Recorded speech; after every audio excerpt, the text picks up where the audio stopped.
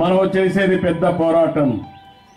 మన హక్కులు కాపాడుకోవడానికి చేసే పోరాటం, ఈ ధర్మ పోరాటం. ఈ పోరాటంలో మీ అందరి సహకారం అవసరం. ఈ రోజు మీరు ఒకసారి చూసినప్పుడు కేంద్రం మనకు అన్యాయం జరిగిందని అడిగితే ఎదురు దాడి చేస్తున్నారు, ఇబ్బందులు పెడుతున్నారు. ఈరోజు చాలా మంది గుర్తుపెట్టుకోవాలి, ఏపీ అంటే ఏ అంటే అమరావతి, పి అంటే పోలవరం. ఈ రెండు పూర్తి చేసే బాధ్యత మీ అందరి పైన ఉంది. 5 కోట్ల ప్రజానీకం పైన ఈ బాధ్యత ఉంది. నేను ఒక టీమ్ లీడర్ మాత్రమే, ఒక ముఖ్యమంత్రి మాత్రమే.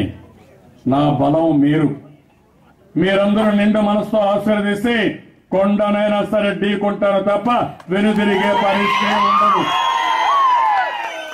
అన్యాయం జరిగినప్పుడు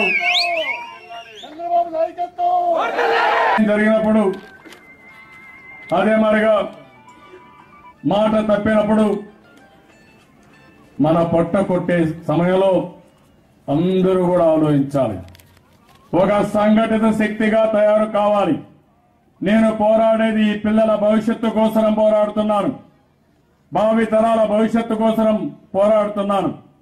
5 కోట్ల జనాభాకు న్యాయం చేయమని కేంద్రం నిలదీస్తున్నాను.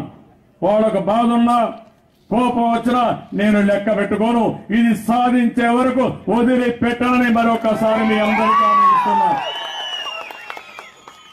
ఈ పోరాటంలో ఎదురు దాడి చేస్తారు, రాష్ట్ర ప్రజానీకానికి ఇబ్బందులు కలిగిస్తారు.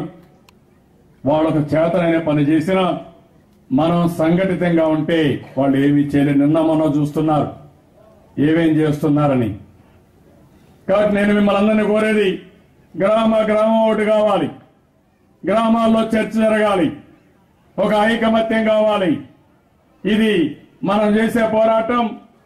ఈ రోజు రాష్ట్రంలో ఉండే ప్రతి ఒక్క వ్యక్తి ఆలోచించాల్సింది, మనం పుట్టిన ఈ గడ్డ కోసం పోరాటం చేస్తున్నాం, జన్మభూమి కోసం పోరాడుతున్నాం. ఎవరైతే జన్మభూమి పైన అభిమానం ఉండే ప్రతి ఒక్క వ్యక్తి రాష్ట్రం తరపున నిలబడాలి. రాష్ట్రం తరపున నేను పోరాడుతున్నాను కాబట్టి నాకు అండగా మీరుండాలి. ఈ రాష్ట్రానికి అన్యాయం చేసే నరేంద్ర మోడీ గారి పైన మనందరం తిరుగుబాటు చేయాలి, గట్టిగా పోరాడాలి. మేమేం తప్పు చేశామని అడుగుతున్నాం. మా పొట్ట కొడితే మాకు బాధ ఇదా అని అడుగుతున్నాం. ఎవరిచ్చారు మీకు ఈ హక్కు అని అడుగుతున్నాను. ఆ రోజు విభజన చేశారు, అడ్డగోలుగా చేశారు. ఆ రోజు బీజేపీ పార్టీ కూడా సహకరించారు. కనీసం ఆ రోజు యాక్ట్ లో పెట్టిన ప్రొవిజన్ ని, బిల్లు పాస్ చేయడానికి రాజ్యసభలో ఇచ్చిన హామీని నిలబెట్టుకోకపోతే మిమ్మల్ని ఎందుకు ఉపేక్షించాలని అడుగుతున్నాం. అందుకే మిమ్మల్ని అందరినీ కోరేది, ఈ రోజు మన ఎన్టీ రామారావు గారికి నివాళులర్పించాం, మల్లవల్లిలో ఈ కార్యక్రమం చేశాం. ఈ సభలో మీరందరూ ఆలోచించాల్సింది, గట్టిగా నిలబడి బ్రిటిష్ వాళ్ళ పైన పోరాడాం, నిజాం పైన పోరాడాం. ఈ రోజు కేంద్ర ప్రభుత్వం పైన పోరాడి మనకు న్యాయం జరిగే వరకు పోరాటం ఆగదని మీరు నిరూపించాల్సిన అవసరం ఉంది. వీలైన తొందరలో మల్లవల్లిని ఒక ఆదర్శ గ్రామంగా తయారు చేయడానికి అన్ని కార్యక్రమాలు పూర్తి చేయాలి. మళ్లీ నేను వస్తాను, ఎందుకంటే ఇండస్ట్రియల్ ఎస్టేట్ కాబట్టి మల్లవల్లి ఇండస్ట్రీకి వస్తా ఉంటాం. ఇంకొకసారి వచ్చే లోపల ఈ గ్రామంలో అన్ని పనులు పూర్తి చేయాల్సిందిగా మరొకసారి కోరుకుంటూ, మల్లవల్లికి వచ్చినప్పుడు మీరు చూపించిన అభిమానానికి అందరికీ నమస్కారాలు. నేను అడుగుతున్నా మిమ్మల్ని అందరినీ, నేను చేసే ధర్మ పోరాటం అవునా కాదా? ధర్మ పోరాటం అనుకుంటే చేయి పైకెత్తండి. ఇప్పుడు నేను పోరాటం చేయాలన్న అవసరం లేదా? నేను చేసేది భావితరాల భవిష్యత్తు కోసం అవునా కాదా?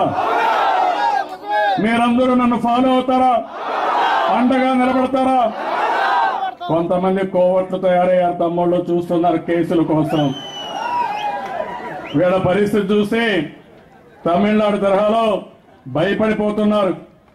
కేసులున్నాయి, విభేదిస్తే నెక్స్ట్ డే జైలుకు పోతామని భయం. కాదు, మనలో కాదు, కేసులు ఉండే వాళ్ళని మనల్ని ఏం చేస్తారు? 100 కేసులు పెట్టారు, ఏమీ చేయలేకపోయారు. మనల్ని ఎవ్వరూ ఏమీ చేయలేరు.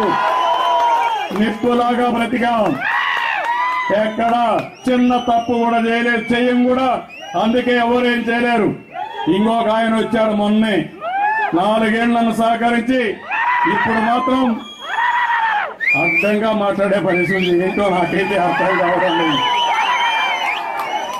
ఇంకో పక్కన జాయింట్ ఫ్యాక్ట్ ఫైండింగ్ కమిటీ వేసి అది ఎక్కడుందో కూడా తెలుసుకోకపోతే అలాంటి వాళ్ళు వీళ్ళందరూ నిరంతరం పోరాడిన వ్యక్తి, ఈ రాష్ట్రం కోసం పోరాడే వ్యక్తి, మీకోసం బ్రతకతా, మీకోసం పోరాడతా, మీకోసం విజయాన్ని సాధిస్తా, నాకు అనుమానం లేదు. ఈ వీడియోపై మీ విలువైన కామెంట్స్ ని మాతో షేర్ చేసుకోండి. అండ్ ఇంకో విషయం, సబ్స్క్రైబ్ చేయడం మర్చిపోకండి.